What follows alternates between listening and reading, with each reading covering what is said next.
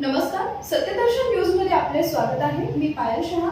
एक नजर टाकूया आजच्या ठळक घडामोडीवर। रोहित पवार खासगी गुप्तहेर संस्थेकडून अपघाताची चौकशी करून घेणार।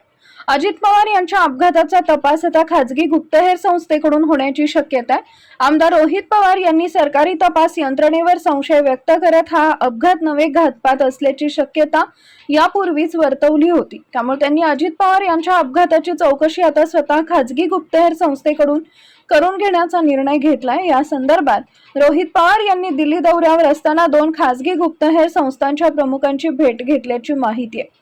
या भेटी दरम्यान त्यांनी अपघाताची सविस्तर माहिती या संस्थांना दिली आहे। एका गुप्तहेर संस्थेला या अपघाताच्या तपासाचं काम लवकरच दिलं जाणार आहे।